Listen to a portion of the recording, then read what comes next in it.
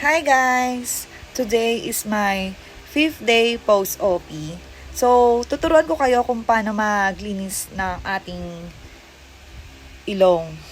Ng ating bagong operang ilong. So, bago ang lahat, kailangan malinis muna yung ating kamay. So, gagamit tayo ng alcohol. Mag-alcohol muna tayo guys.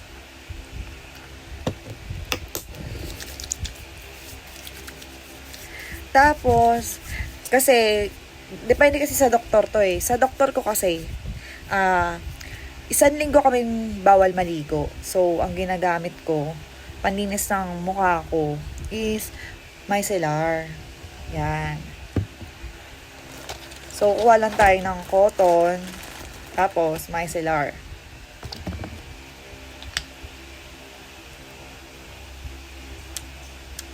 Diba yung gamit ko guys? Ayan. So, lang, dahan-dahan lang tayo kasi yung ibang part ng ng mukha natin pag bagong opera, masakit. Panglinis lang, guys. So, ang ginagamit ko to 3 times a day. Umaga, tanghali, tapos gabi.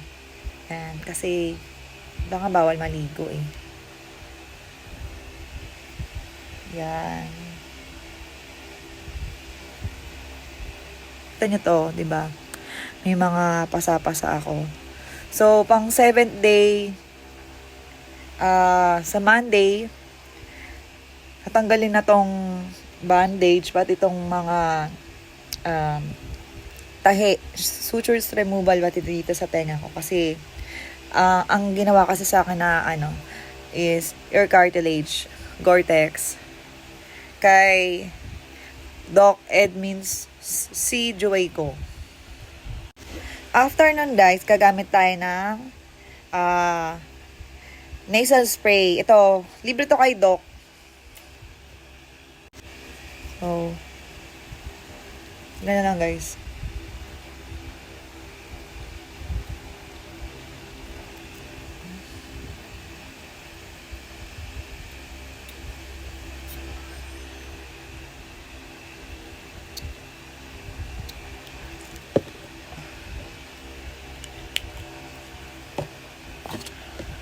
Tapos, kukuha ka ng sterile na cotton buds. Tapos, pinabasa ko siya dito ng sodium chloride. Bigay rin to ni Doc. Yan.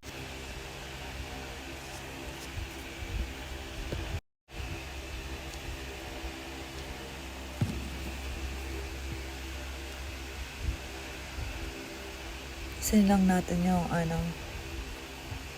yung ilong natin.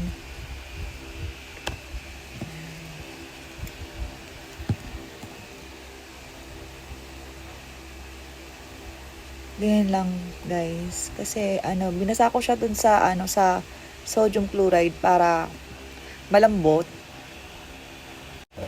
After nun, eto na, mupirocin ointment. Magpapahid ako neto. Para naman madaling mag-heal yung sugat. So, gagamit ulit tayo ng sterile na cotton buds, panibagong cotton buds. Tapos, nilagay natin sa, ito yung ointment. Para pahid sa ayan no. Yan, nakita nyo na yung ilong ko guys. O yan. Medyo na siya, naghihilom na.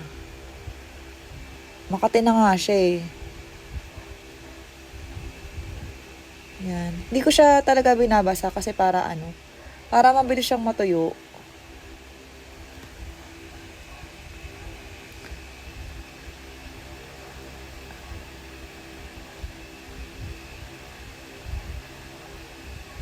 Yan.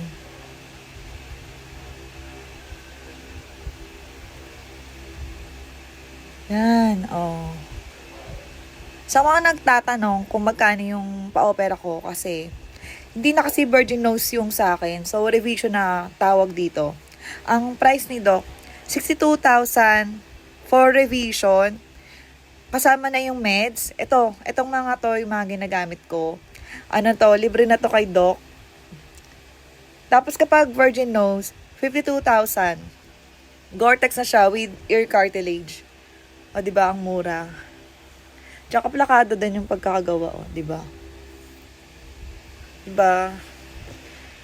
Tsaka hindi siya masakit, guys, kasi ano siya, sedated siya. Ibig sabihin na sedated, tulog ka nung inooperahan. So, pagkagising ko, Diyosa na ako. Charot. Maganda na ako pagkagising ko. Ayun lang. Ganun lang ako maglinis ng aking nose tsaka face. So, always clean dapat yung ating kamay bago tayo humawak sa ilong natin kasi very sensitive. Tapos, after pala nung na-operahan ako, sinipon ako. So, nagtry ako ng Neozip, hindi siya tumalab. Tapos, Decolgen. Sa Decolgen lang talaga tumigil yung pagsisipon ko. Ayun lang. Bye! Guys, don't forget to click the bell button for updated for my coming video for my suture removal.